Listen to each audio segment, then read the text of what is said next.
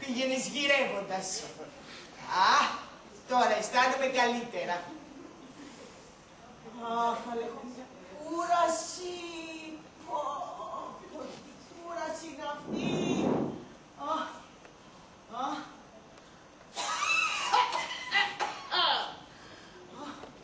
Δεν μπορώ να αναπνεύσω.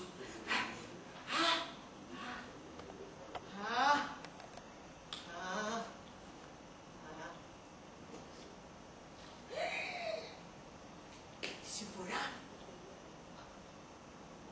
Δεσποινής, ξυπνήστε. Δεσποινής, ξυπνήστε, το μάθημα τελείωσε. Δεσποινής, ξυπνήστε, το μάθημα τελείωσε, με πληρώνετε την άλλη φορά.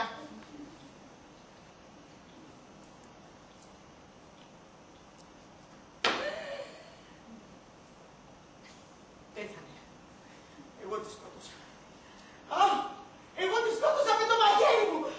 Μαρία, Μαρία, Μαρία, Μαρία, έλα γρήγορα, Μαρία. Έλα γρήγορα, Μαρία. Έλα γρήγορα. Όχι, λάθος, λάθος, λάθος. Δεν σε χρειάζομαι, Μαρία. Δεν σε χρειάζομαι. Έγινε λάθος. Τα πήγατε καλά με τη μαθητριά σας. Την ωφέλησε το μάθημα. Ναι, ναι. Καλά τα πήγα με τη μαθήτριά μου, την ωφέλησε το μάθημα τελείωσε, αλλά αυτή είναι ακόμα εδώ και δεν λέει να φύγει. Ψεύτη! Μαρία, δεν φταίω εγώ, Μαρία.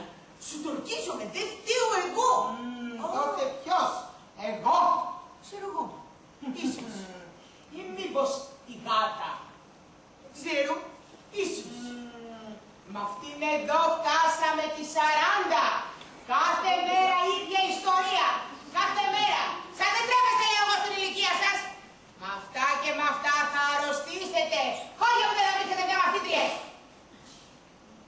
Δεν φταίω εγώ. Δεν φταίω εγώ, σου λέω. Δεν μάθανε τίποτα. Και ήτανε και ανεδής. Κακή και ανεδής μαθήτρια. Δεν ήθελε να μάθει. Ψεύτη. Αυτό δεν σε αφορά. Δολοφόνε! Ρούνι! Και σε μένα, εγώ βρε σύντομα. Για τις μαθήτριες, είμαι. Συγγνώμη. Αφήστε το μαχαίρι εκεί που το βρήκατε. Ωραία! Δεν βαριέμαι! Σας το είπα, σας προειδοποίησα ότι η αριθμητική οδηγεί στη φιλολογία και η φιλολογία οδηγεί στο έγκλημα. Η φιλολογία είναι πάντα η αιτία του κακού.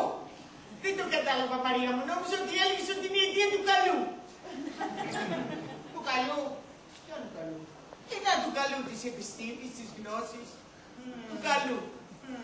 Και ψεύτης, στην ηλικία σας, εσείς, ο τόσο ειδικός στις γλώσσες, να ακούτε καλού αντί κακού. Δεν μπορείτε, δεν τη σκότωσα επίτηδε.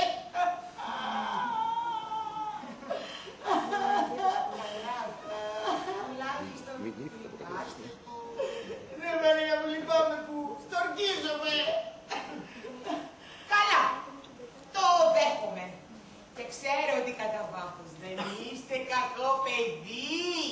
Όμως τώρα πρέπει να δούμε πώς θα βολέψουμε την κατάσταση.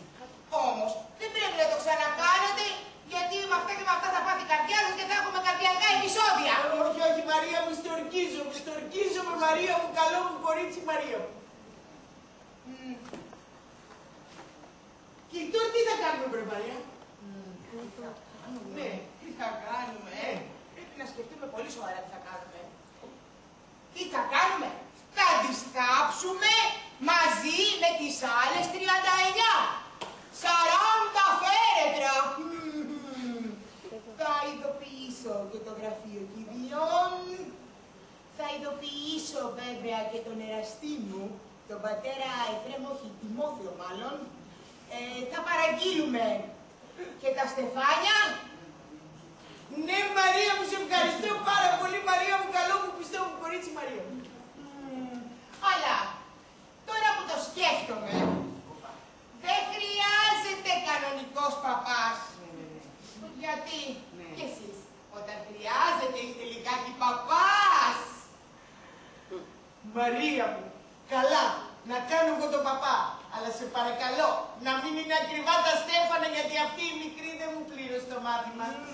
Καλά, μη στεναχωριέστε, θα τα κανονίσει όλα η Μαρία. Όμως τώρα, εκτός και βάζουμε τη μικρή, δεν είναι θέαμα αυτό. Μάλιστα. Μάλιστα, Μαρία μου, ναι.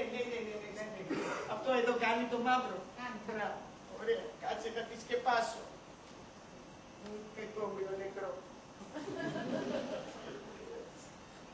Το Μαρία μου το φαντάζεσαι όμως. 40 φέρετρα. Ο κόσμος θα μείνει κατάπληκτος. Δεν μου λες κι αν κανένας ρωτήσει τι έχουνε μέσα. Καλέ, μην βασανίζεσαι το μυαλό σου με υποθέσεις. Κανένας δεν θα ρωτήσει τίποτα. Αλλά αν τυχόν ρωτήσει, λέω, αν, θα πούμε πως τα φέρετρα είναι άδεια. Κανείς όμως δεν θα απασχολήσει το μυαλό του με αυτά. Ο κόσμος τα έχει συνηθίσει τώρα όλα. Όσο να είναι όμως, Μαρία μου. Φοβάστε. Δεν φοβάμαι. Πολύ φοβάστε. Ναι. Κοιτάξτε τι έχω εγώ εδώ. Τι έχεις? Και δεν πρόκειται να φοβηθείτε τίποτα. Μόλις το βάλετε. Έτσι το έγκλημα θα είναι πολιτικό.